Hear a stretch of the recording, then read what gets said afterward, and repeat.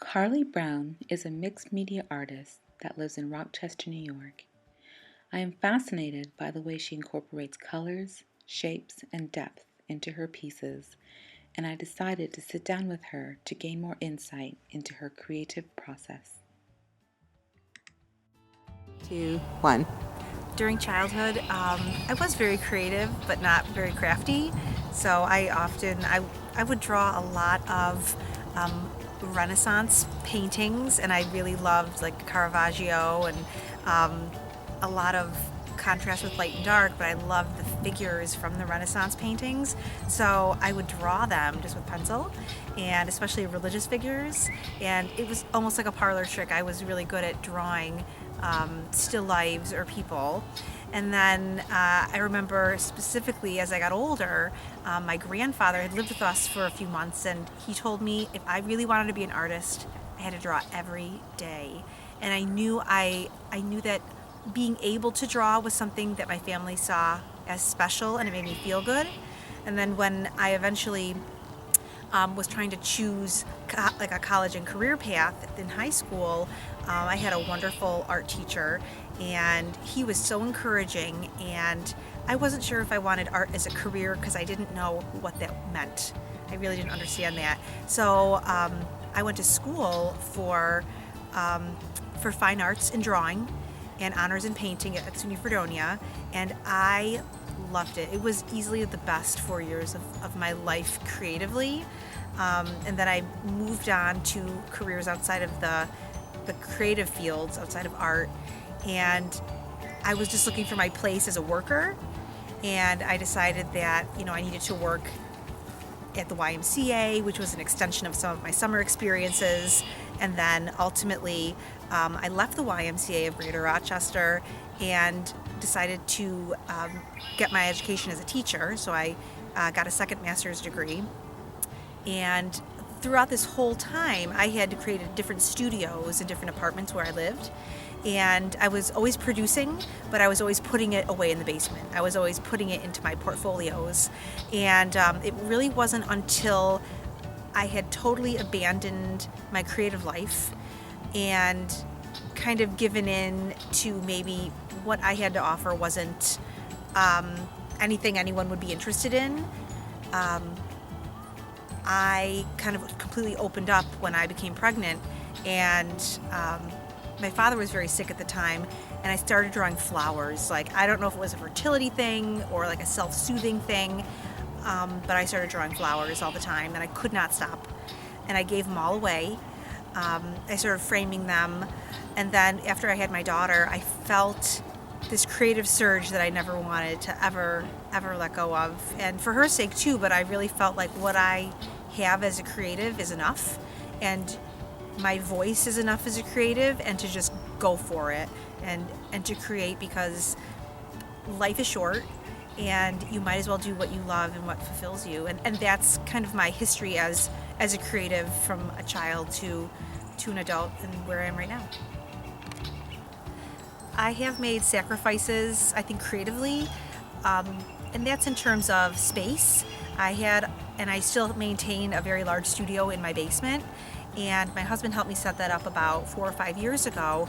But I realized after I had my daughter that I did not want to be isolated from my family while I was creating, and I wanted to create in the midst of my family, next to my husband, with my daughter nearby. I did not want it to be an experience where, as a creative individual, I have to do this all by myself, alone somewhere.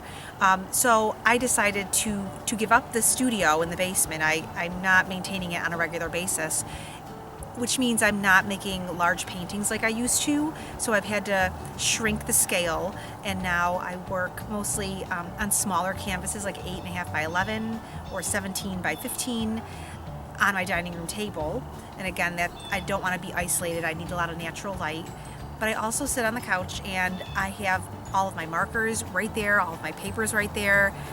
If my daughter draws on something that I have, it's okay. I try not to keep anything too precious, because I can work around whatever marks that she makes, or any mistakes or perceived mistakes that I made. So I think, in a way, my space has been a little sacrificed, but I think I sacrificed many years of my creative life by not creating, and I'm sort of taking that back right now.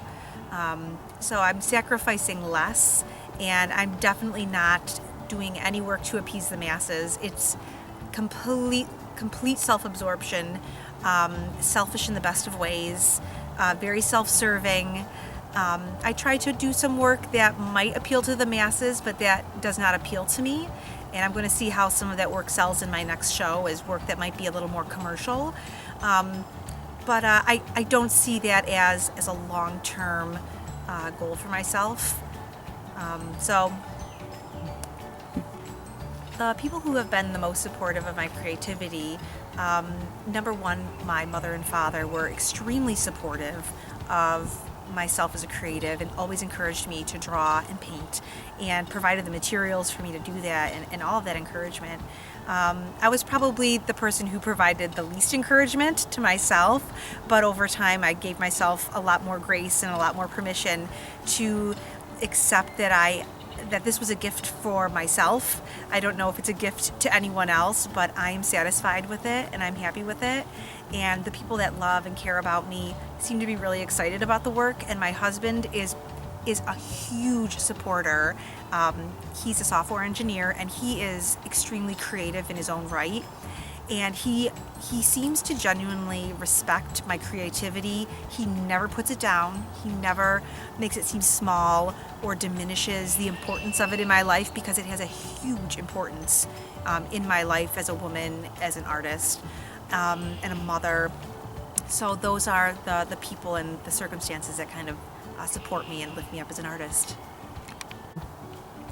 I've had few negative experiences with my artwork. Probably the most challenging part of being an artist initially was going through my undergraduate degree program, and and having my work critiqued by my panel of staff, because I was getting my Bachelor of Fine Arts degree, and they were critical that my work was being used as art therapy for myself, and they wanted me to consider the audience and consider myself a little bit less. So I found that to be really confusing at the time. So I pushed for years against the notion that my work should be an outlet for me. I thought my work should be something commercial and accessible to everybody. So I felt very blocked for many years. But once I really accepted that it is absolutely fine that creativity can be an outlet, just like running can be an outlet, building a computer can be an outlet, that creativity and art and painting and drawing for me was more than enough and an appropriate outlet. I have had both internal and external pressures in terms of the output that I'm creating as an artist. For example, I occasionally show my work at local galleries, and there are deadlines as to when the work needs to be installed.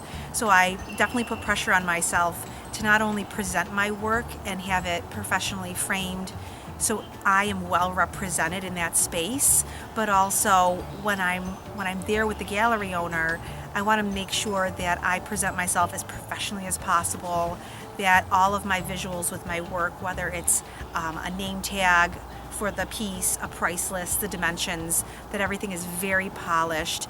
And I have felt pressure from different gallery owners to either price my work much higher than I price it, so it's priced competitively. Conversely, I've had some gallery owners say, well, look at this artist. They have found objects. They use inexpensive framing. They do all of this framing work themselves, so they can just sell their work for less than $100, and that's what their clientele is looking for. But I know that I have a certain way I want to be represented and a certain presentation. So I'm moving away from gallery owners that serve that clientele to something that kind of suits my expectations and how I want to be seen as a creative person. So having some of those pressures, especially from the gallery owners, to produce less expensive work or unframed work, It's really forced me to communicate more with the gallery owners, to stand up for who I am as an artist. I'm in a position where this artwork is not being produced as a second job. It is really a kind of a luxury in my life that I can dive into and give my full attention. So I have been able to communicate to different gallery owners, and stand firm about whether it's my pricing. One gallery owner was painting the walls above my work as I was hanging the work, and paint was splattering on work that I had put a lot of resources towards framing and maintaining in a professional way. So I had to have a discussion with him, but I was a little insecure at first as to how to broach this topic of him painting and it dripping on my work, and he was very cavalier about it. So these challenges at the end of the day have prompted me to communicate my values as an artist and as a professional.